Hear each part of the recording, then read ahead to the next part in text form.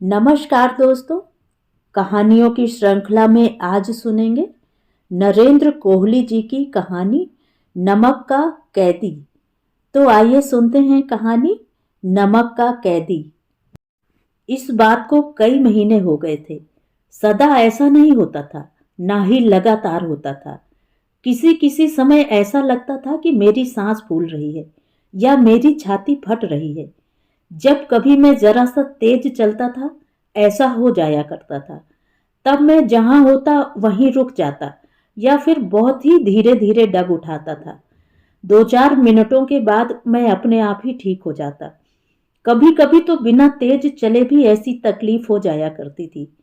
कहीं जाना होता, बस पकड़नी होती, रेलगाड़ी में सवार होना होता, मुझे चिंता सी लग जाती।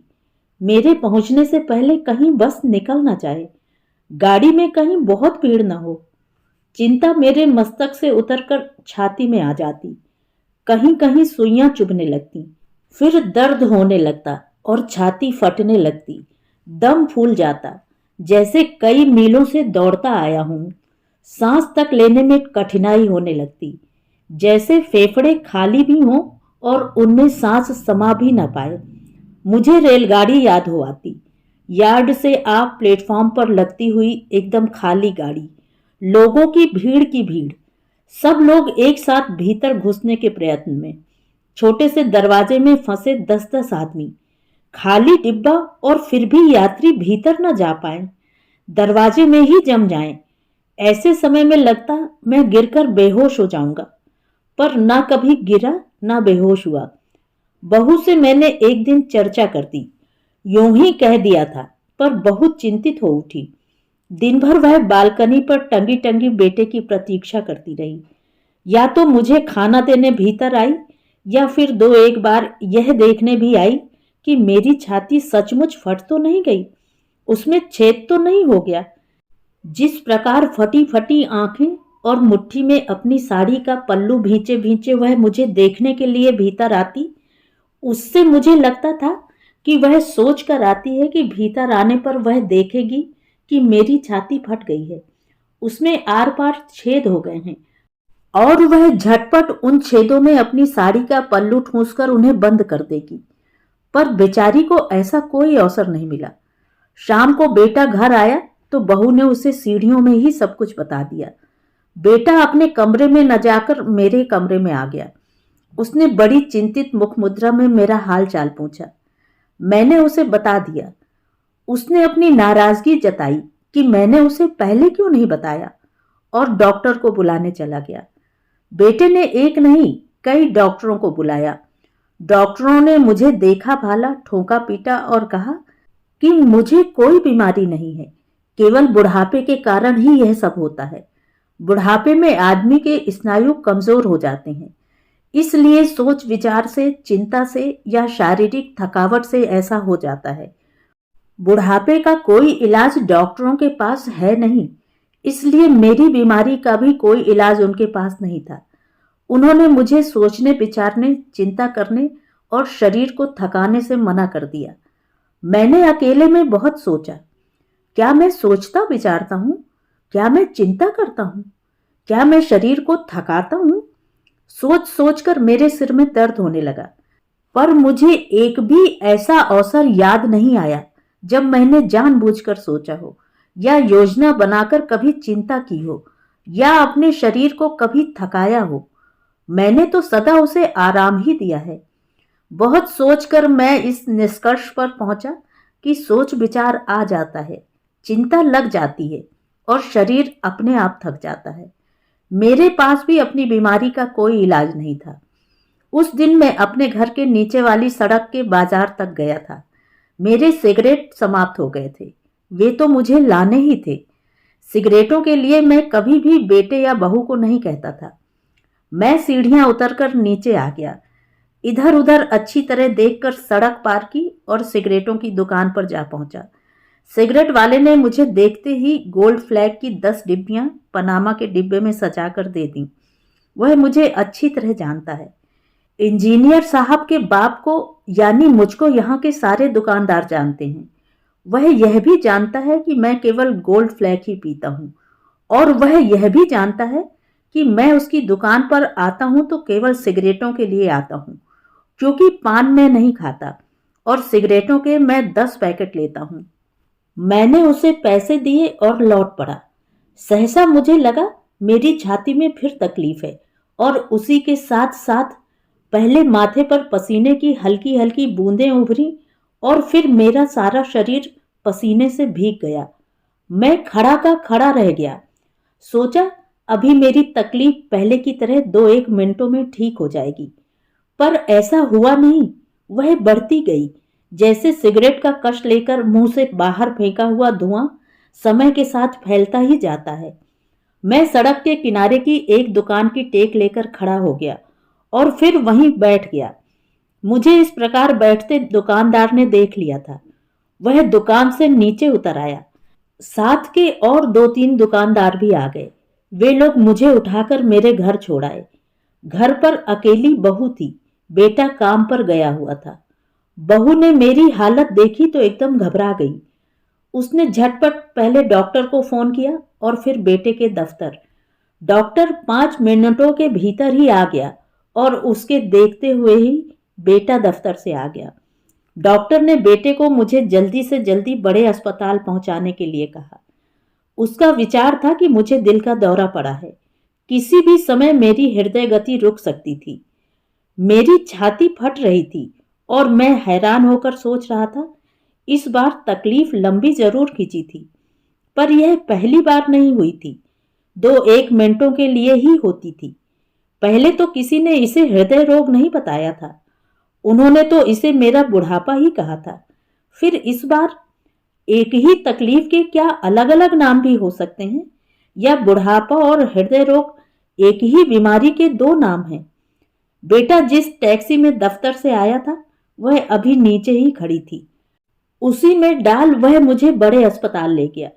मेरा दिल डूब रहा था। धीरे धीरे जैसे मैं बेहोश सा हो रहा था। मेरे चारों ओर डॉक्टरों की एक भीड़ सी घेर आई थी, जैसे बंदर या रीछ का नाच देखने के लिए बच्चों का झुंड घेराता है। वे लोग मुझे देख रहे थे, छू रहे थे। मुझे बहुत से यंत्र लगाए गए, टांगों पर, बाहों पर, छाती पर। और फिर जब मुझे लगा कि अब मेरी छाती फट जाएगी और मैं मर जाऊंगा, तब उन्होंने मुझे एक इंजेक्शन दे दिया। रात को लोग सोने वाले थे तो मैं जागा। देखा डॉक्टर साहब राउंड पर हैं। उन्होंने मुझे बताया मुझे पलंग से नीचे नहीं उतरना होगा, इसीलिए पलंग के चारों ओर जंगला लगा दिया गया है। तकिए के बिना सोना होगा, इसलिए तकिया हटा लिया गया है। मुझे हर समय लेटे रहना है, उठकर बैठना भी मना है। मुझे पूरी तरह आराम करना होगा। खाने के लिए मुझे दूध मिलेगा, मक्खन निकाला हुआ, और कुछ भी नहीं। नमक, घी और सिगरेट बंद। मैं डॉक्टर साहब को देखता रहा। मेरे सामने शीशा नहीं था, पर मैं समझता हूं कि मेरा मुंह अवश्य ही भौचक सा खुला रहा होगा। डॉक्टर साहब ने मेरे चेहरे से कुछ तो समझ ही लिया होगा। तसल्ली देते हुए बोले, भगवान का धन्यवाद करो कि समय पर अस्पताल पहुंच गए। 2-4 मिनट भी देर से आते तो तुम्हें कोई नहीं बचा सकता था। यदि कहीं रिलैप्स हो गया तो बस छुट्टी। डॉक्टर के जाने के बाद मुझे नींद नहीं आई। क्या सुबह ये लोग मुझे बाथरूम तक भी नहीं जाने देंगे? ये लोग चाहते हैं कि मैं यहीं लेटा रहूं। ये लोग मुझे बिस्तर पर ही बेड पैन देंगे। बिस्तर पर बेड पैन, छी छी, कितने गंदे हैं ये लोग। साले कितने साफ बनते हैं, और बिस्तर और टॉयलेट में कोई अंतर ही नहीं मानते। 3 दिनों के बाद दूध पीते हुए सहसा मुझे उबकाई आ गई और मैंने सारा दूध उलट दिया। मुझे दिन में 6 बार मक्खन निकाला हुआ दूध दिया जाता था। घर से सेब और संतरे आते थे। मुझे लगा कि मैं अब और मीठा दूध नहीं पी सकता। नमकीन चीज के लिए मन बहुत तरस रहा था। मुझे भूख लगती थी, अतड़ियां कुलबुलाने लगती थी, पर जब नर्स दूध का गिलास लेकर आती तो मेरी भूख मर जाती। दूध दूध, मुझे उबकाई आने लगती। 1 महीने के पश्चात उन्होंने मुझे पलंग से उतरने और टॉयलेट तक चलकर जाने की अनुमति दी। टॉयलेट जाने की मुझे कोई प्रसन्नता नहीं हुई, पर अब मैं घर जाकर कोई नमकीन चीज खा सकूंगा, इस बात की मुझे खुशी थी। मैं पलंग से उतरा तो मेरी टांगें कांप गईं। मैं लड़खड़ाकर फिर से पलंग पर बैठ गया। मैंने अपने शरीर को देखा। मैं पहले से बहुत दुबला हो चुका था। इस दुबले पतले शरीर का बोझ भी मेरी टांगें नहीं उठा पा रही थी। मुझे पता ही नहीं लगा कि मेरे भीतर क्या होता रहा, पर डॉक्टर को अपने सामने पा जैसे मेरे भीतर उबाल आ गया। जी में आया कि डॉक्टर को गर्दन से पकड़कर 3-4 चांटे लगा दूं, पर मेरा शरीर अपने स्थान से हिला तक नहीं। बस जीभ चल पड़ी। तुमने मुझे भूखा रख रख कर इतना दुर्बल कर दिया है कि मैं अपने पैरों पर खड़ा भी नहीं हो सकता। तुम मुझे मारना चाहते हो? डॉक्टर मुझे देखता रह गया। उसका चेहरा वैसा ही निर्विकार रहा। बोला, धीरे धीरे फिर शक्ति आ जाएगी। कुछ दिनों बाद मैं पलंग पकड़ पकड़ कर पग पग चलने लगा। मुझे अपना पोता बहुत याद आता था। वैसे तो मैंने अपने बेटे को भी बैठते, खड़ा होते, सहारा लेकर डगमगाते हुए चलना सीखते हुए देखा था, पर मेरा पोता अभी पिछले वर्ष ही इस प्रकार चलता था। मैं उसे अपनी अंगुली पकड़ा देता था और वह 2 डग भरकर गिर पड़ता था। मैं और मेरा पोता एक ही स्तर पर आ गए थे। मैं नए सिरे से चलना सीख रहा था। उस दिन मुझे दही और चावल खाने के लिए दिए गए। मुझे लगा मेरे दांत चबाना भूल गए हैं। 2-4 बार चबाने पर ही मेरे जबड़ों में दर्द होने लगता था। एक तो वैसे ही फीके फीके दही चावल मुझे अच्छे नहीं लगे, और फिर यह थकावट। मैंने थाली परे सरका दी, पर दूसरे ही दिन मुझे बहुत तकलीफ हुई। यह तकलीफ पहली बार से बहुत ज्यादा थी। मेरी छाती फटी जा रही थी। मैं पसीने पसीने हो गया था। मेरा दिल डूब रहा था, और अपने चारों ओर खड़े डॉक्टरों की भीड़ में खड़े मैंने अपने बेटे और बहू को पहचाना था। वे दोनों चुपचाप रो रहे थे, और मेरा पोता बेटे की गोद में हैरानी से कभी माँ को, कभी बाप को और कभी मुझे देख रहा था।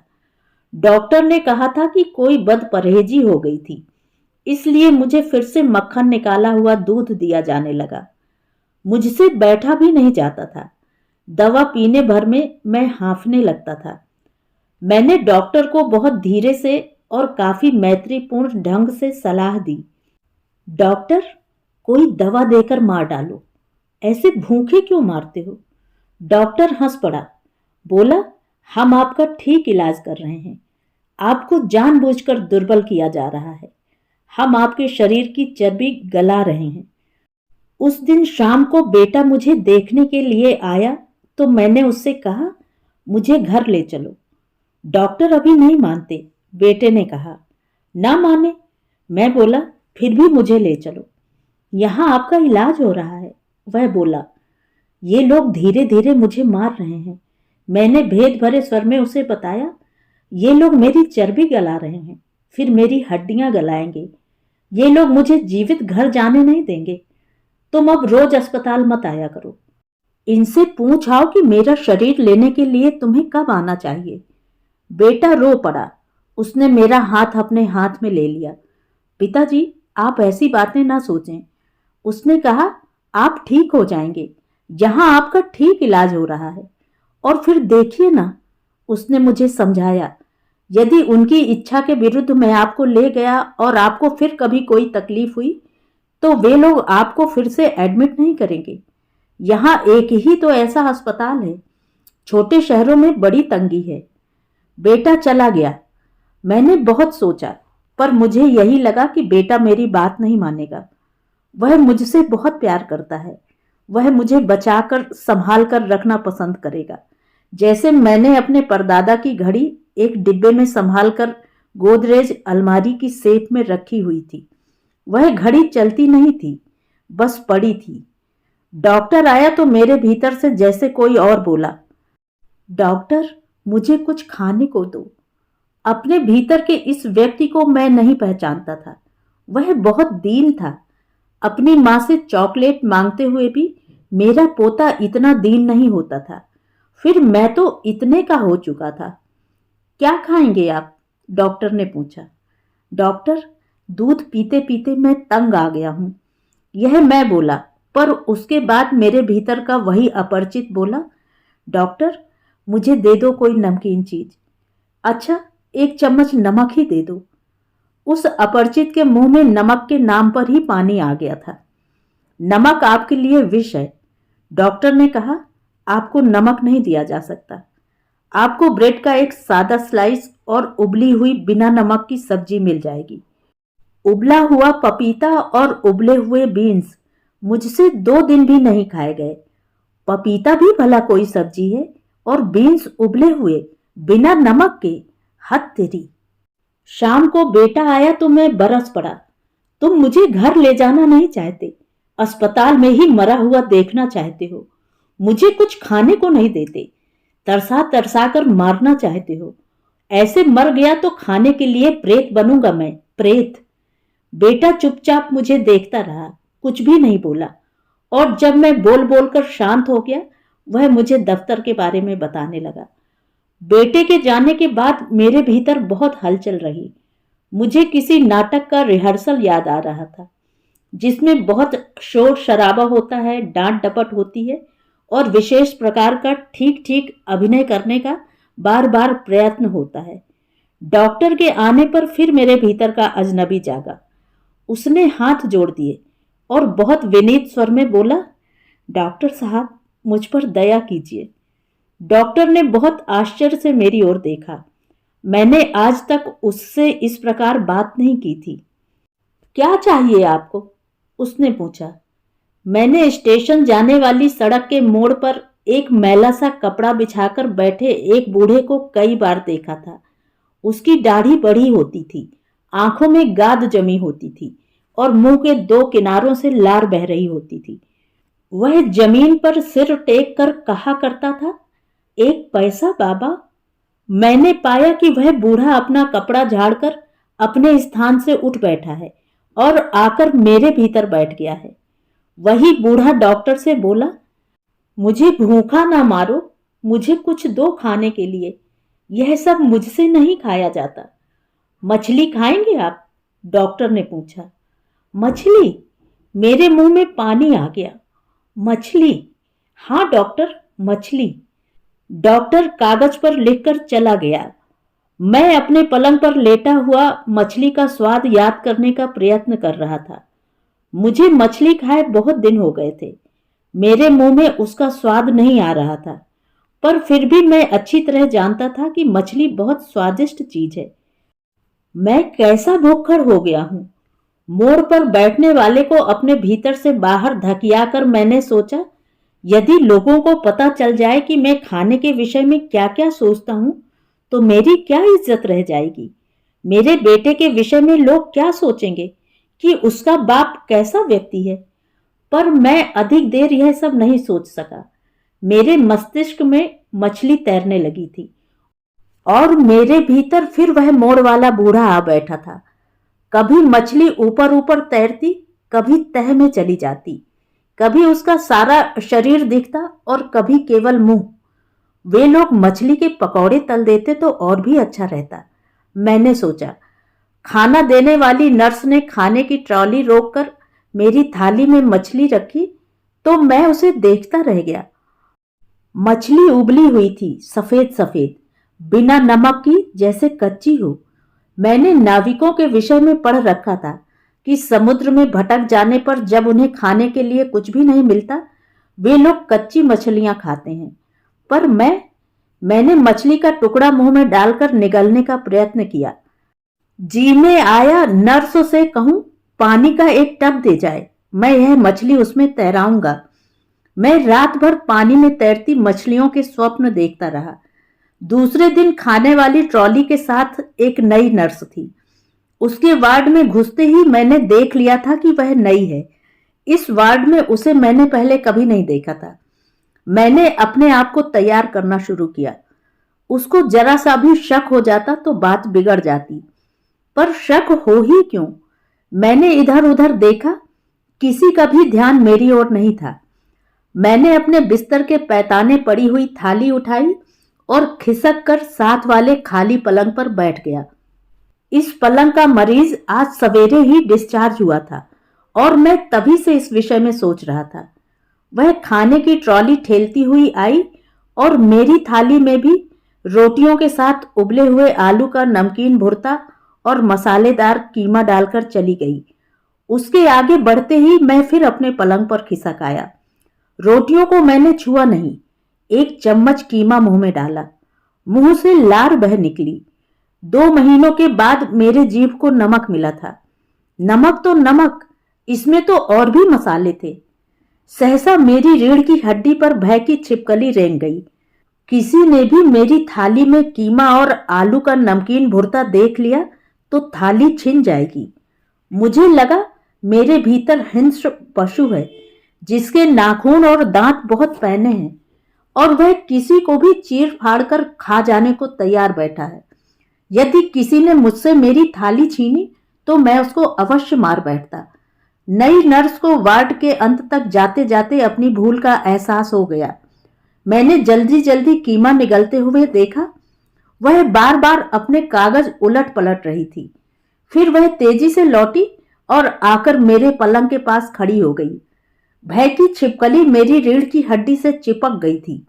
मैंने थाली को अपने दोनों हाथों से पूरी शक्ति से पकड़ रखा था, पर मैंने देखा नर्स मेरी ओर नहीं बढ़ रही थी, ना ही वह मेरी थाली छीन रही थी। वह अपने हाथों में कागज पकड़े भौचक खड़ी थी।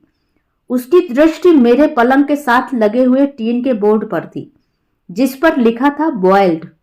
मेरी पकड़ अपनी थाली पर ढीली हो गई। मैंने अपने चेहरे पर मुस्कान लाने का प्रयत्न किया और धीरे से बोला, सिस्टर डरो नहीं, मैं किसी को नहीं बताऊंगा। किसी को मत बताना प्लीज। मैंने स्वीकृत में सिर हिला दिया और वह चली गई। अब कोई जल्दी नहीं थी। मैंने अपनी थाली को देखा। कीमा मैं खा चुका था। आलू का भुर्ता मैं मजे मजे में खा रहा था। बचपन में मैं इसी प्रकार चॉकलेट मुंह में डालकर चूसा करता था और जब अचानक याद आता कि चूसने से चॉकलेट समाप्त हो जाएगी तो चूसना भी बंद कर देता था। बस उसे मुंह में रखे भर रहता था। जब मुझे लगा कि थाली में भुर्ता कम रह गया है, मैंने चम्मच में कम कम लेना आरंभ कर दिया और बहुत देर तक भुर्ते का आनंद लेता रहा। मैं बहुत दिनों बाद आज मुस्कुराया था। मेरा मन कर रहा था मैं जोर जोर से हंसूं, पूरे वार्ड में दौड़ता फिरूं और चीख चीख कर डॉक्टरों से कहूं तुम सब पागल हो। शाम को फिर पुरानी नर्स ड्यूटी पर थी। ट्रॉली आकर मेरे पास रुकी तो उसने थाली में उबली हुई बीन्स के साथ कई टुकड़े उबली हुई मछली के डाल दिए। सिस्टर प्लीज, मैंने कहा। मुझे लगा मेरे भीतर आ बैठने वाला अजनबी अब मेरे साथ एकाकार हो गया है। मैं अब उसे स्वयं से अलग नहीं कर पाता था। क्या है? नर्स ने पूछा। सिस्टर थोड़ा सा कीमा। मैं घिघियाया, मुंह का टेस्ट बदलने के लिए। ओह नो, उसने ट्रॉली आगे ठेली। Not for you. मैंने बड़ी कठिनाई से स्वयं की थाली को उसके सिर पर पटक देने से रोका। मेरे बाईं ओर वाले पलंग पर भी एक मरीज आ गया था और दाईं ओर के पलंग वाले मरीज से भी मैंने काफी जान पहचान कर ली थी और मेरा मस्तिष्क सुबह से एक योजना पर काम कर रहा था। नर्स खाना देकर चली गई। इतनी सारी चीजें, मैंने कहा। मैंने देखा बाईं ओर वाले मरीज ने मेरी बात सुन ली थी और मेरी थाली की ओर देख रहा था। आप मछली खाएंगे? मैंने मुस्कुराकर बड़ी आत्मीयता से पूछा। उसने कुछ नहीं कहा। सोचता रहा कि क्या कहे। मैंने अपने पलंग से उठकर मछली के 3-4 टुकड़े उसकी थाली में डाल दिए। उसने मुझे बहुत मना किया, पर मैं नहीं माना। यह आपने ठीक नहीं किया। वह बोला, अब आप क्या खाएंगे? मेरे पास काफी हैं, मैंने कहा। वह नहीं माना और उसने जबरदस्ती अपनी गोभी की सब्जी मेरी थाली में डाल दी। हल्दी में रंगी पीली पीली नमक मिर्च वाली गोभी मेरी थाली में पड़ी थी। मैंने पहले जीभ अपने होठों पर फेरी और फिर मुंह में आया पानी गटक गया। जी में आया अपने पलंग से उतरकर अपने पड़ोसी मरीज के पैर पकड़ लूं और कहूं कि वह रोज इसी प्रकार अपनी थोड़ी सी सब्जी मुझे दे दिया करे। उसी शाम बेटा मुझे घर ले आया। घर आकर उसने मुझे बताया कि डॉक्टर कई दिनों से मुझे डिस्चार्ज करने की सोच रहे थे, पर उसने मुझे बताया नहीं था कि कहीं मैं और जल्दी ना मचाऊं। मैं घर आकर बहुत प्रसन्न था। हर घड़ी की चिकचिक समाप्त हुई। अस्पताल में तो दवा पीकर या खाना खाकर 1 मिनट के लिए भी बिस्तर पर बैठा नजर आ जाऊं तो वार्ड के कोने से सिस्टर इंचार्ज की आवाज आती थी, लेट जाइए। और फिर खाना सिगरेट को भी जी तरस कर रह गया था। घर पर भी जब मेरे सामने बिना नमक मिर्च की उबली हुई सब्जियां आई तो मुझे गुस्सा आ गया। मैंने प्लेट उठाकर पटक दी। प्लेट खनन करती हुई टुकड़ों में बट गई और सब्जियां सारे कमरे में बिखर गईं। मैंने देखा बहू अपना बायां पैर बार बार दबा रही थी। शायद उसे टूटी हुई प्लेट का टुकड़ा लग गया था, पर मुझे एकदम दया नहीं आई। मैं इतने गुस्से में था कि यदि वह मेरी बहू न होती, कोई और होता तो मैं टूटी प्लेट के टुकड़े या और जो कुछ मेरे हाथ में आता उसे उठा उठाकर मारता। यही सब खिलाना था तो घर क्यों लाए? मैंने कहा और उसी प्रकार फुफकारता हुआ गुस्से में लेट गया। बहू ने कुछ नहीं कहा। वह जाकर बेटे को बुला लाई। बेटे को देखते ही मैं उठ बैठा। बेटा मेरी ओर देखता रहा। उसने कुछ कहा नहीं। मैंने ही कहा, भूखे रहकर जीने से मैं खा पी कर मरना अच्छा समझता हूं। पिताजी, आप हमारी मजबूरी समझिए। अंत में बेटे ने कहा। उसकी आंखों में आंसू थे।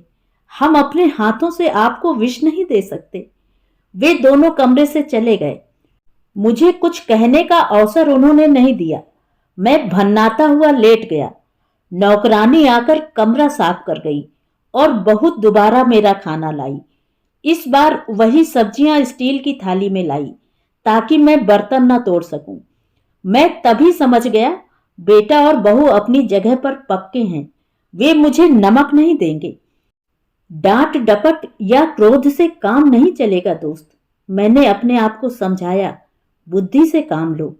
दूसरे दिन बेटा दफ्तर चला गया और बहू अपने कमरे में कुछ पढ़ने लगी, तो मैंने खेलने के बहाने अपने पोते को बुला लिया।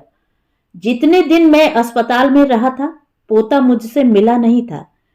लगता था मेरी बीमारी की चिंता में बेटे और बहू ने पोते का एकदम ध्यान नहीं रखा था। वह बड़ी ललक से मेरे पास आया। चॉकलेट कौन खाएगा? मैंने उसे गोद में लेकर पूछा। बबलू, उसने कहा। तो पहले बबलू बेटा रसोई से थोड़ा नमक लाए। मैंने उसे गोद से उतारकर फर्श पर खड़ा कर दिया। मुझे आशंका थी कि 3 वर्ष का बबलू नमक कैसे लाएगा, फिर भी प्रयत्न करने में क्या हर्ज है। मैं बबलू की प्रतीक्षा करता रहा। बबलू आया तो उसकी मुट्ठी में चुटकी भर नमक था। मैंने बड़े यत्न से सारा नमक उससे ले लिया। उसकी नन्ही हथेली को जीभ से चाट लिया, फिर नमक अंगुली अंगुली चाटा और शेष अखबार के टुकड़े में लपेटकर अपने तकिए के नीचे रख लिया। बबलू नमक कहां से लाया? मैंने पूछा। मीना ने दिया, उसने कहा। मीना हमारी नौकरानी है। यह तरीका फिर भी काम कर सकता है। मैं सोच रहा था यदि मैं मीना को ही ₹1-2 दे दिया करूं तो वह मुझे नमकीन चीजें दे सकती है। शायद वह मुझे सिगरेट भी ला दे। सिगरेट, चॉकलेट बबलू अपनी मांग कर रहा था। पापा शाम को बाजार से ला देंगे। मैंने उसे कमरे से बाहर कर दिया। मेरे दिमाग में सिगरेट का धुआं था। बबलू बुरा सा मुंह बनाकर चला गया। उसे मुझसे इस धोखे की आशा नहीं थी। सिगरेट, मैं सोच रहा था जिस दिन मुझे अस्पताल ले जाया गया था उस दिन मैं गोल्ड फ्लैग के 10 पैकेट लाया था। वे मेरी अलमारी में होने चाहिए। मैंने अपने कमरे का दरवाजा बंद कर लिया और अलमारी खोली। सामने ही 10 पैकेट पड़े थे, साथ ही माचिसें भी थी। मैंने एक पैकेट निकाल लिया और सदा खुली रहने वाली अलमारी को ताला लगाकर चाबी अपने जेब में डाल ली। बेटा मेरी सिगरेटों के पैकेट नहीं छीन सकता।